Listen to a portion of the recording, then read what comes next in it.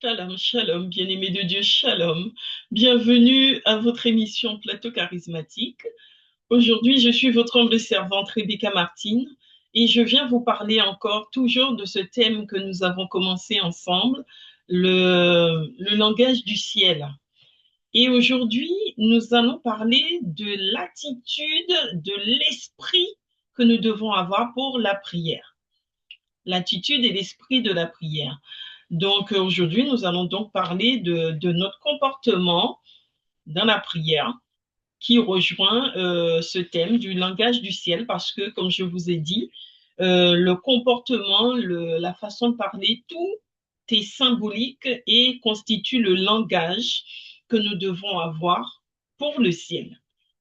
Et donc aujourd'hui, bien-aimé, j'ai envie de te dire que le Seigneur nous demande de prier, mais on ne prie pas n'importe comment, avec n'importe quel mot, n'importe quelle parole et n'importe quelle attitude. C'est tout un ensemble. La prière, c'est tout un ensemble. Déjà, euh, il y a, certains vont s'attarder sur la tenue vestimentaire. Certains vont vous dire oui, il faut avoir la tête couverte, comme l'apôtre Paul l'avait dit à un certain moment. Mais il l'a bien précisé aussi que prier la tête couverte, il a bien précisé aussi que la chevelure de la femme constitue une couverture pour la femme. C'est pourquoi il dit qu'il n'est pas bon pour la femme de se couper les cheveux parce que sa chevelure constitue une couverture pour elle. C'est comme un bonnet. Et pour l'homme, il dit qu'il n'est pas bon que l'homme ait les cheveux longs. C'est une honte parce que l'homme est le chef de la femme. L'homme, en quelque sorte, c'est comme si il est représentant de Christ dans son foyer. Donc, il devient le chef de la femme et donc doit se différencier de la femme. D'où le fait que l'apôtre Paul dit qu'il ne doit pas avoir les cheveux longs. Mais ça, c'est un détail. Moi, ce qui m'intéresse là-dedans, c'est l'attitude du cœur. Parce que quand on se présente devant Dieu, que tu aies des cheveux longs, des cheveux courts, peu importe, l'attitude, le vêtement que tu portes, le plus important, c'est ton cœur. Quelle est l'attitude de ton cœur? Est-ce que ton cœur est pur? Est-ce que ton cœur est vraiment tourné vers Dieu? Est-ce que ton cœur appartient à l'Éternel? Quel est le cœur que tu as quand tu te présentes devant l'Éternel? Et l'esprit, c'est-à-dire, est-ce que tu es pleinement avec l'Éternel ou est-ce que tes pensées sont pures? Parce que pour marcher devant Dieu, bien-aimé, nous devons être purs. Purs non seulement du corps, mais aussi du cœur et de l'esprit.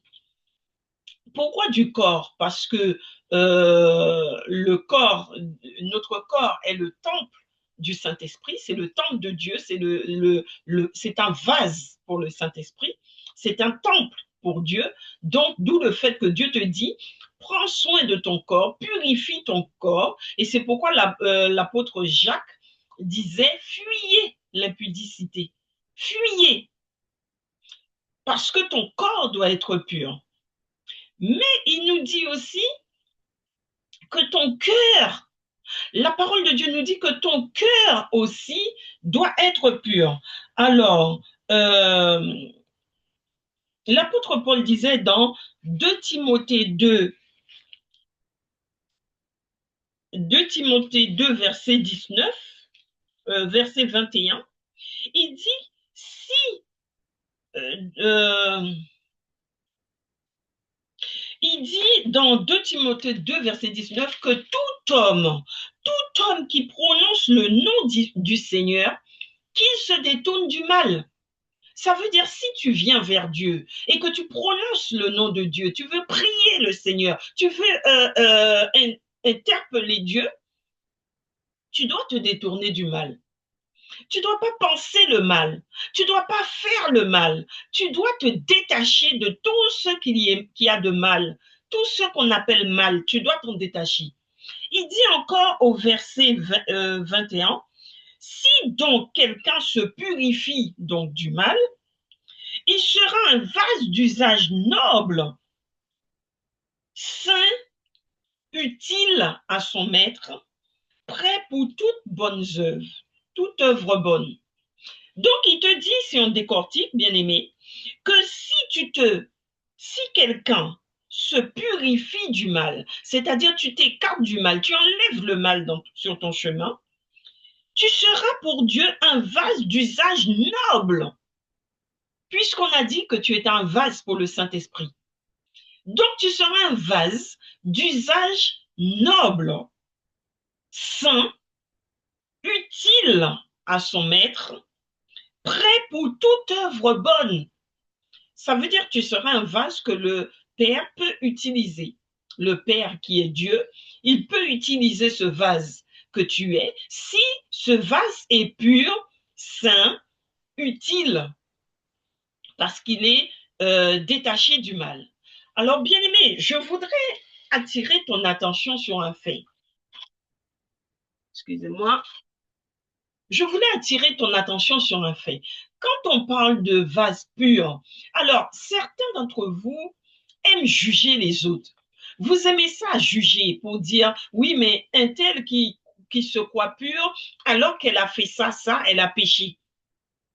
Bien-aimé, entendons-nous bien, quand on te dit pur, ce sont les intentions. On te parle de tes intentions, de ton cœur. C'est pourquoi je vous ai dit dès le départ que la pureté vient du cœur. Dieu regarde à ton cœur. C'est pourquoi il dit que c'est lui seul qui sonde les cœurs et les reins. Toi, bien-aimé, tu ne peux pas sonder mon cœur. Je ne peux pas sonder ton cœur. Parce que Dieu ne nous a pas donné cette autorité sur l'autre. Parce que Dieu ne nous a pas donné d'autorité sur nos frères, sur nos sœurs. Mais il nous a donné autorité sur les animaux, sur les choses, sur l'univers. Il nous a donné cette autorité-là. Mais il ne t'a pas donné d'autorité pour aller dominer sur un frère, pour aller dominer sur ton semblable. Dieu ne t'a pas donné cette autorité. Maintenant, tu peux avoir une autorité dans dans le service, tu peux avoir une autorité dans l'enseignement, mais ce n'est pas la même autorité que la domination. Dieu ne te demande pas d'aller dominer. Amen, amen. Et donc, de ce fait, pour revenir à ce que je disais, quand on parle de pureté, on parle du cœur. Quelle est la pureté de ton cœur? Quelle est ton intention? Quelle intention qu'il y a derrière tes pensées? C'est ça la pureté, bien-aimée. Mais ce n'est pas parce que tu vois une sœur ou un frère pécher, commettre le mal, pécher, parce que, comme je vous ai dit la dernière fois, le frère ou la sœur n'a pas encore conscientisé que ce qu'il ou elle fait est un péché. Mais le jour où Dieu attirera son attention sur ce péché, et que le frère ou la sœur sortira de ce péché, peut-être qu'il sera plus grand que toi. Donc c'est pourquoi Dieu te dit, ne juge pas. Ne juge pas. Moi, quand je viens te faire un enseignement, bien-aimé, je ne viens pas pour te juger. C'est la parole qui juge, ce n'est pas moi. Si tu te sens jugé, c'est la parole qui te juge, mais ce n'est pas moi. On n'est pas là pour juger nos semblables. Nous ne sommes pas là pour juger nos semblables. Donc, tu n'es pas là, même si tu serais dans le ministère, tu n'es pas là pour juger. Mais tu es là, tu n'es pas là pour juger, pour condamner. Mais tu es là pour enseigner. L'apôtre Paul disait que nous devons reprendre. Quand tu vois un frère ou une sœur dans le péché, tu dois le reprendre, mais tu dois le reprendre avec amour. Et moi, je rajoute derrière avec fermeté. Pourquoi je rajoute la fermeté, bien-aimé? Parce que beaucoup de sœurs, beaucoup de frères n'aiment pas être repris. Quand vous les reprenez, tout de suite, ils se sentent agressés et ils commencent à vous dire, oui, je me sens blessé, je me sens blessé, je me sens humilié, je me sens... En fait, ils n'aiment pas être corrigés. C'est pourquoi je rajoute derrière fermeté. Parce que si tu n'es pas ferme dans ta correction, le frère ou la sœur ne t'écoutera pas. Il ne t'écoutera pas. Parce que le diable est là pour titiller et empêcher que ta parole soit entendue. Amen, amen. Donc, c'est pourquoi je disais que c'est l'attitude du cœur qui compte. Est-ce que ton cœur est pur? Est-ce que ton cœur est disposé? Tu dois avoir le cœur pur, mais aussi un cœur disposé pour entrer en relation avec Dieu, le langage du ciel. Est-ce que ton cœur est disposé? Quand ton cœur est disposé, tu seras en communion avec l'Esprit de Dieu. L'Esprit de Dieu pourra entrer en toi, discuter avec toi plus facilement si ton cœur est disposé. Mais pour que ton cœur soit disposé, il faut qu'il soit pur. Parce que, comme on parle des pensées du cœur. Quand on te dit purifie tes pensées, les pensées du cœur. Parce que lorsque ton cœur, il y a des mauvaises pensées dans ton cœur, automatiquement ces mauvaises pensées-là te poussent à avoir des mauvaises actions. Parce que les actions que nous menons viennent du cœur. Quand on te dit telle personne c'est une bonne personne, telle personne est une mauvaise personne, la bonne personne, comment tu sais que c'est une bonne personne? C'est parce qu'elle a des bonnes actions. Comment tu sais que l'autre est une mauvaise personne? C'est parce qu'elle a des mauvaises actions. Donc, tes actions posées montrent quel genre de personne tu es. Est-ce que tu es quelqu'un de pur, quelqu'un de vrai, quelqu'un d'honnête, quelqu'un de sincère, qui marche dans la lumière de Christ, qui marche sous l'autorité de Christ? Ou est-ce que tu es quelqu'un de faux, qui parle, qui a tout sur les lèvres, mais rien dans l'action, rien dans le comportement, rien dans l'attitude, c'est-à-dire ton attitude est mauvaise, mais de tes lèvres, tu peux dire beaucoup de choses. Quelqu'un, par exemple, je te donne un exemple, je sors de mon sujet, quelqu'un te dit je t'aime. Mais ce je t'aime là, s'il n'est pas accompagné d'actes, c'est un faux je t'aime, bien aimé. C'est faux. Parce que ce qui vient du cœur doit être manifesté en acte. Les pensées du cœur se matérialisent, finissent en acte, en action. Les actions que tu poses montrent la pureté de ton cœur. Mais si tes actions sont mauvaises, ça veut dire que ton cœur est mauvais. Ton cœur n'est pas pur. C'est pourquoi l'apôtre Paul dit, si tu te purifies du mal, tu seras un vase d'usage noble, saint, utile à ton maître, qui est Dieu, Jésus-Christ, prêt pour toute œuvre bonne. Ça veut dire les bonnes œuvres que Dieu a préparées d'avance pour que tu les pratiques, il pourra les mettre en toi pour que tu les pratiques. Amen, amen. L'apôtre Paul disait encore, je veux donc que les hommes prient en tout lieu en élevant des mains pures, sans colère ni arrière-pensée. Donc tu vois là, on parlait de la pureté du cœur, la pureté des pensées, et l'apôtre Paul rajoute la pureté des mains. Quand tu lèves les mains devant l'Éternel, tes mains doivent être pures. Si tes mains ont du sang, tu as du sang sur les mains, ou que tu as la méchanceté dans les mains parce que tu es la personne qui aime jeter des pièges à ton semblable, tes mains ne sont pas pures. Tu es quelqu'un qui aime voler, tricher, tes mains ne sont pas pures. Il dit, quand tu viens devant Dieu, tu dois avoir des mains pures, élever des mains pures devant Dieu. Et donc, il te dit déjà, en prière, tes mains doivent être élevées devant Dieu. Il te dit aussi, sans colère ni arrière-pensée.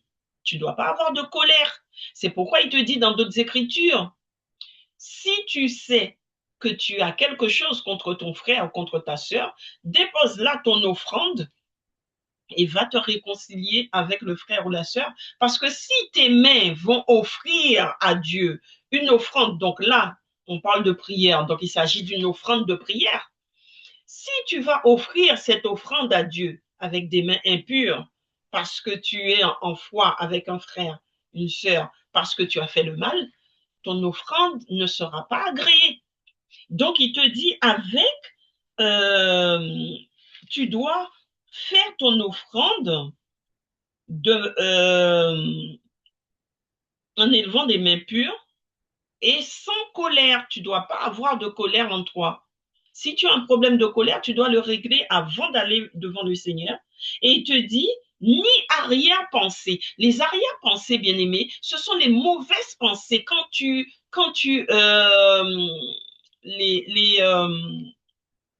ressasses, c'est le ressassement. C'est ça les mauvaises pensées. Tu ressasses, tu ressasses. Par exemple, quelqu'un t'a fait quelque chose, t'a dit quelque chose, tu ressasses dans ton cœur, tu ressasses, tu ressasses, tu ressasses beaucoup de mauvaises pensées en toi.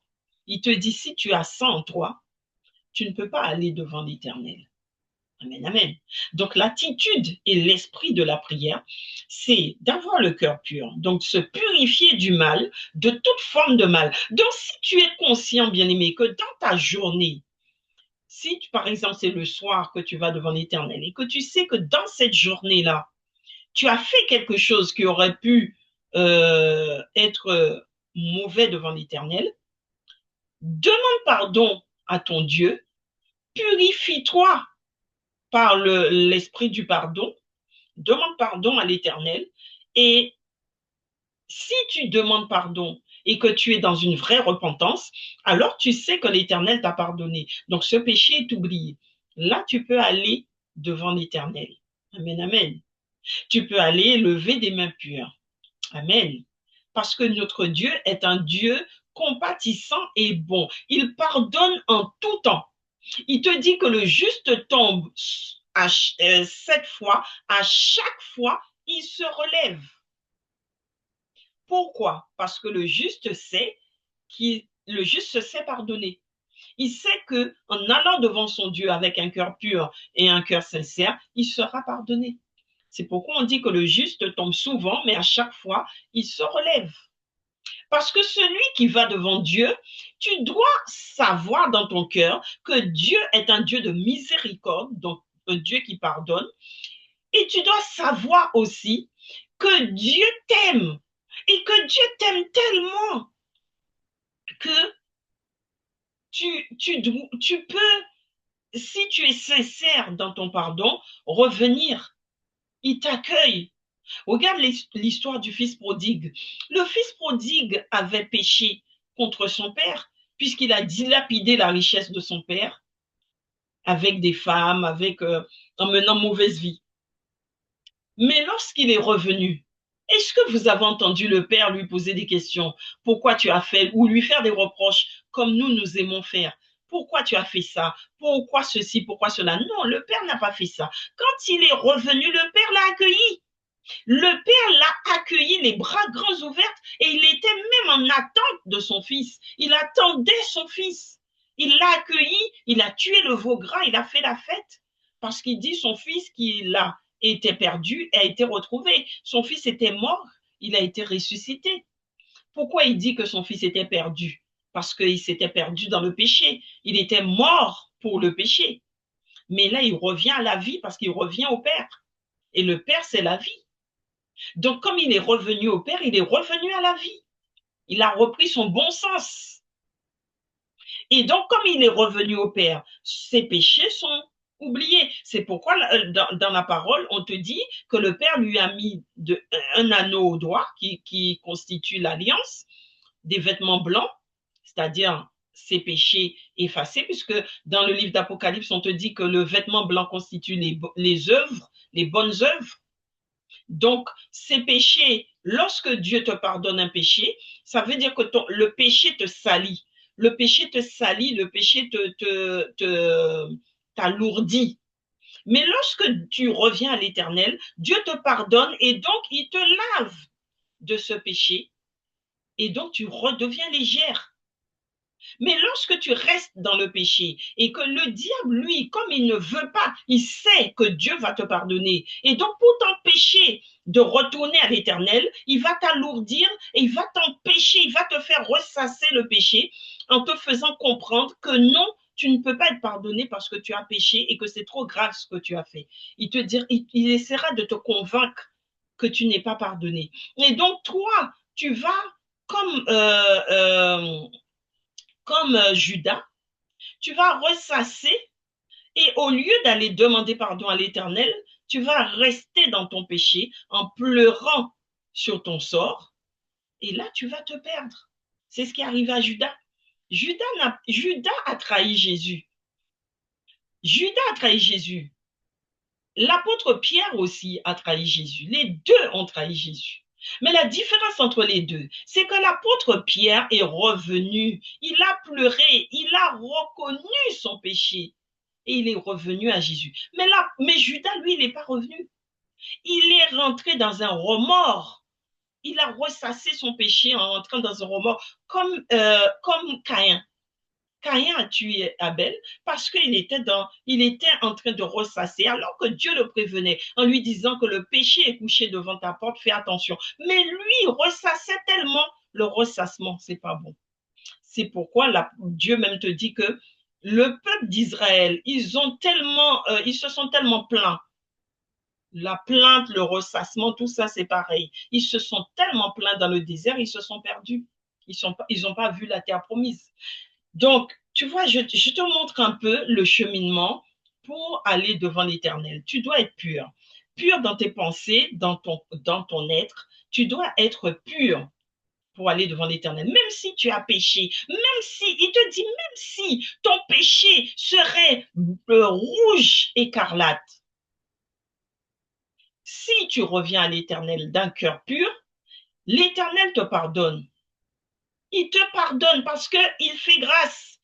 Dieu nous a aimés d'un amour si grand qu'il a livré son Fils unique Jésus-Christ pour notre vie. Mais qui sommes-nous? Nous sommes des pécheurs. Nous péchons quotidiennement. C'est pourquoi, comment il s'appelle? Job. Job n'attendait pas de savoir si ses fils ont péché, mais tous les jours, il allait se confesser devant l'Éternel et il demandait pardon pour lui et pour ses fils. Parce qu'il se disait, on ne sait jamais, comme mes fils aiment faire la fête, au cas où ils auraient péché, je prends les devants, je demande déjà pardon à Dieu. Donc c'est comme ça, l'Éternel aime un cœur sincère, un cœur pur. Quand tu vas devant l'Éternel, peu importe ton péché, demande pardon à ton Dieu. C'est pourquoi aussi, je te disais tout à l'heure, ne juge pas. Quand tu vois un frère ou une sœur pécher, ne juge pas. Parce que tu ne connais pas sa relation avec Dieu. Tu ne sais pas comment cette personne va revenir devant Dieu. Et toi, tu rejettes les gens. Toi, tu juges et tu rejettes. C'est pourquoi la parole de Dieu dit, avant d'aller balayer devant chez les autres, balaye devant ta porte. Il dit, tu vois la paille dans l'œil de ton frère ou de ta sœur, mais tu ne vois pas la poutre dans ton œil. Fais la différence entre une paille et une poutre. C'est pour te dire que il te dit, tu sais reconnaître le péché des autres, mais tu ne vois pas la multitude de péchés qu'il y a chez toi. C'est pourquoi, quand encore la femme adultère était venue, on avait emmené la femme adultère devant Jésus pour lui demander de la juger, Jésus a dit que celui d'entre vous qui n'a pas péché lui jette la première pierre. Et la parole de Dieu nous dit que ils sont tous partis du plus ancien au plus jeune. Pourquoi du plus ancien au plus jeune? Parce que les plus anciens, ayant déjà vécu plus longtemps sur la terre, ont plus de péchés que les jeunes. Donc, ils sont partis du plus ancien au plus jeune. Pour te dire, bien-aimé, que nous sommes tous pécheurs, nous sommes amenés à pécher.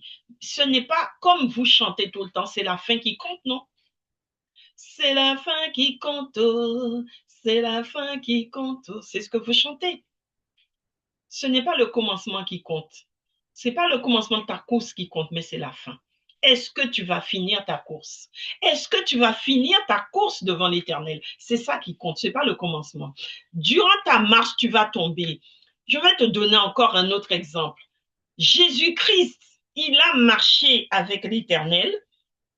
Jésus-Christ, quand Jésus est venu pour l'œuvre de la croix, on nous montre que durant son pèlerinage de la croix, il est tombé plusieurs fois. Les catholiques même marquent les stations. Il est tombé plusieurs fois. Pour nous dire que oui, en tant que pécheur, en tant qu'être humain, vous aurez des épreuves dans la vie et vous tomberez. Mais ce qui compte, c'est de savoir se relever. De savoir se relever et d'avancer. C'est ça le plus important, bien-aimé. Il faut savoir te relever et avancer dans ta marche, continuer ta course. Tu es tombé, demande pardon à ton Dieu, sachant que ton Dieu est un Dieu d'amour. Il te pardonnera et tu poursuis ta course. On a encore bien-aimés, on voit que en parlant de Jésus, la Bible nous dit dans Hébreux 5, verset 7, pendant sa vie terrestre, Christ a présenté avec de grands cris et avec larmes des prières et des supplications à celui qui pouvait le sauver de la mort. Il a été exaucé à cause de sa piété. Il nous dit encore au verset Hébreux 5, verset 6, non, au verset 8, bien qu'étant fils, il a appris l'obéissance par ce qu'il a souffert. Pour nous dire que, en tant qu'enfants de Dieu, nous aurons à souffrir. Nous aurons à souffrir sur la terre. Mais cette souffrance ne doit pas arrêter ta course. Tu auras à souffrir, mais ça ne doit pas arrêter ta course. Donc, pour revenir à la prière, bien-aimé, j'ai fait ce long épilogue pour te dire que, quel que soit ton péché, bien-aimé, l'Éternel te pardonne, il te fait grâce. Christ est mort à la croix pour que nous ayons accès à la grâce, au trône de la grâce. Dieu te fait grâce, quel que soit ton péché, mais il faut que tu y ailles avec un cœur sincère.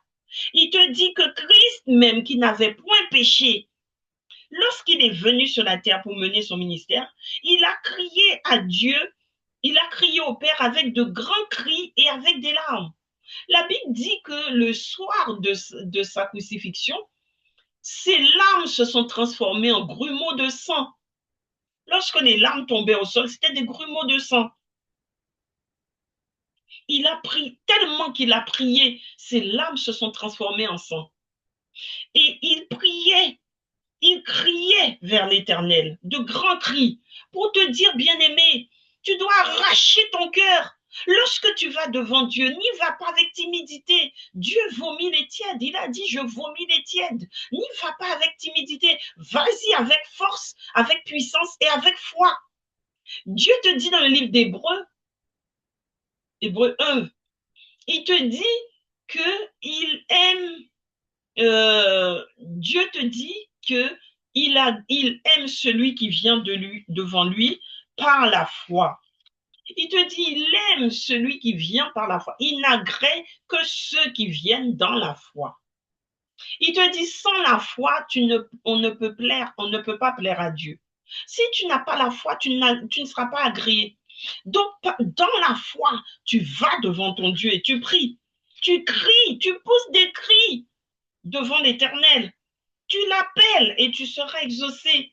Puisqu'il te dit que, bien que Christ était le Fils de Dieu, il a appris l'obéissance par la souffrance. Donc toi aussi, tu auras des souffrances, bien-aimé. Faut pas croire que tu peux aller devant Dieu que dans la joie.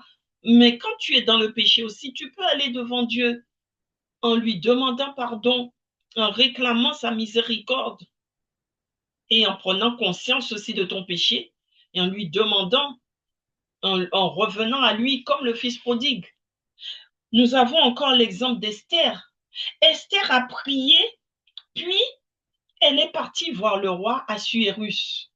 Elle a prié pour le peuple juif parce que Aman, je crois qu'il s'appelait, voulait tuer le peuple. Il avait fait une ordonnance, il avait fait le roi Assuérus signer une ordonnance pour tuer le peuple juif.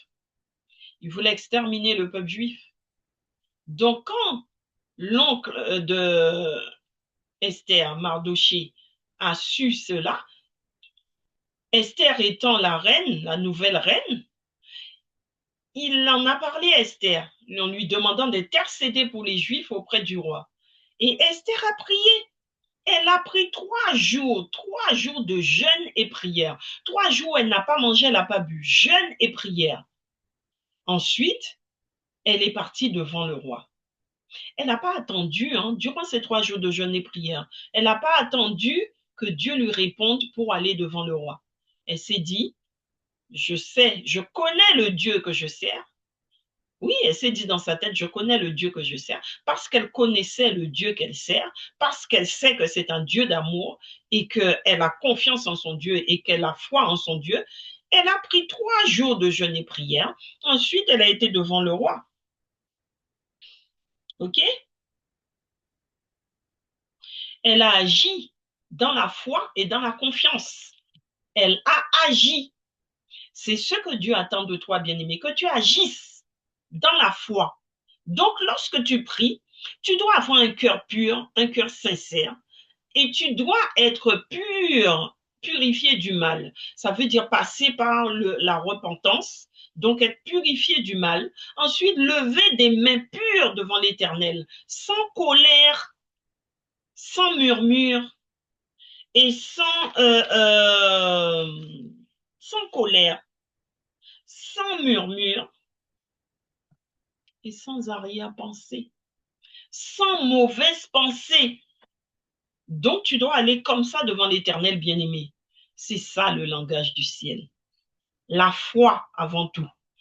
Avoir la foi, prier dans la foi, crier à l'Éternel. Tu as un problème, crie à ton Dieu.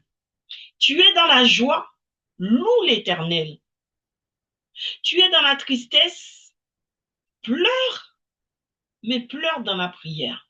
Ne te contente pas de pleurer en pensant que parce que Dieu voit tes larmes, tu seras sauvé. Non, pleure, mais dans la prière, bien-aimé. Pleure, lamente-toi, mais dans la prière, en allant devant ton Dieu, mais avec un cœur pur.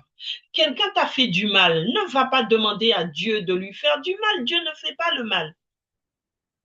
Mais tu vas devant Dieu, tu demandes pardon pour ton prochain. Pour ton prochain. Tu demandes pardon pour la personne qui t'a fait le mal.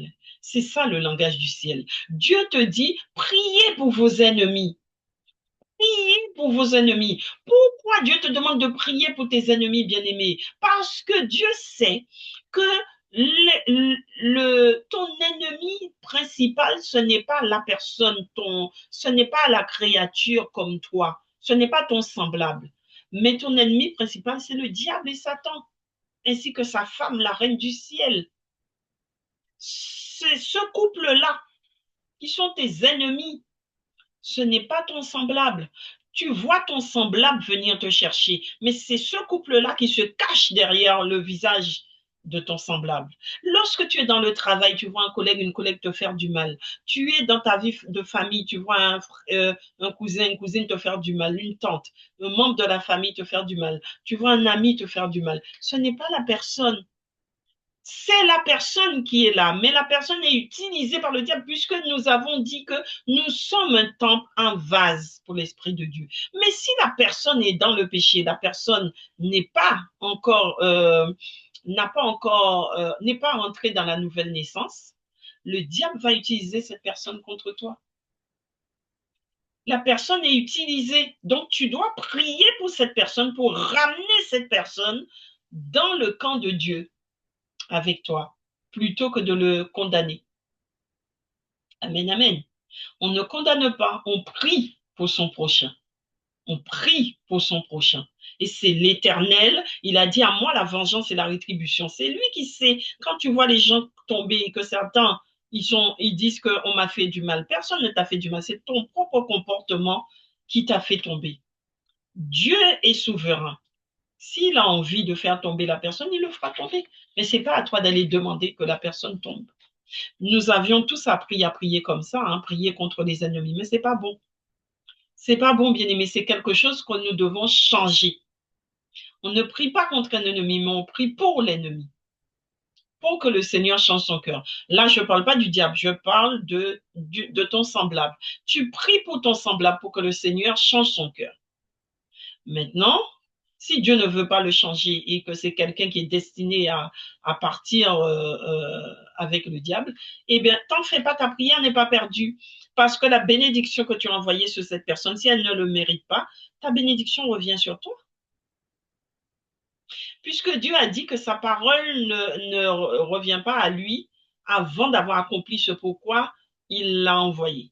Il a dit aussi qu'il nous a créés à son image. Donc, ça veut dire que notre parole aussi, lorsque nous l'envoyons, puisqu'il nous a dit que dans notre bouche, nous avons pouvoir de vie et de mort, notre parole, lorsque nous l'envoyons, doit s'accomplir aussi. Il doit aller accomplir une mission. Mais si la mission que tu l'envoies accomplir ne peut s'accomplir chez la personne chez qui tu l'as envoyée, elle viendra s'accomplir chez toi. Amen, amen.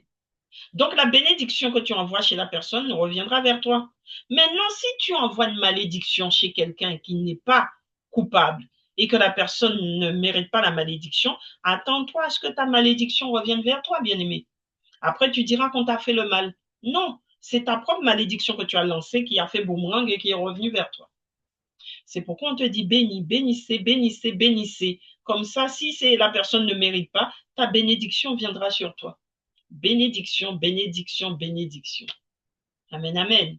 Donc, pour conclure, bien-aimé, nous allons nous arrêter là. Je vais conclure en te disant que la parole de Dieu te dit, pour prier, aller devant l'Éternel, il faut être pur, un cœur pur, des pensées pures.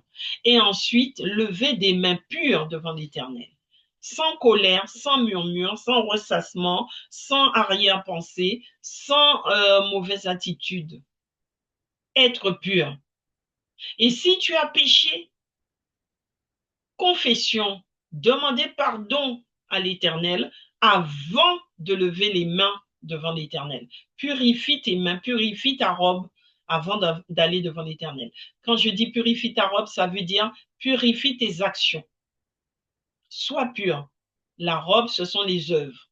Aie des bonnes œuvres avant, c'est-à-dire détache-toi du mal et ensuite tu peux aller lever les mains devant l'Éternel. Dans l'attitude que tu veux, tu peux prier debout, à genoux, assis, quelle que soit l'attitude que tu prends, c'est l'attitude du cœur qui domine. L'attitude du cœur, les pensées du cœur, c'est ça qui domine dans ta vie. Amen, amen. Donc, je vais m'arrêter là, bien-aimé, et je vais prier pour vous. Père éternel et tout-puissant, je te rends grâce, je te bénis et je te remercie, Seigneur. Merci, éternel, pour ce temps que tu m'as permis de passer devant tes enfants. Merci, éternel Dieu tout-puissant, pour toutes les paroles que tu as mis en moi pour tes enfants. Je prie, éternel, que tu touches un cœur, papa, que tu touches une âme, Seigneur, que tu bénisses tes enfants. Tous ceux, éternel, qui écoutent cette émission et qui feront connaître l'émission Plateau Charismatique, qu'ils reçoivent, éternel Dieu de gloire, une bénédiction spéciale de ta part. Qu'ils viennent témoigner, Seigneur, sur cette chaîne. Au nom puissant et glorieux de Jésus-Christ de Nazareth, j'ai prié. Soyez bénis, bénis, bénis, bénis. Je vous aime et je vous dis à très, très bientôt. Soyez bénis, faites connaître l'émission Plateau Charismatique et faites passer les émissions hein, pour que d'autres aussi soient bénis comme vous avez été bénis. Amen, amen. À très bientôt.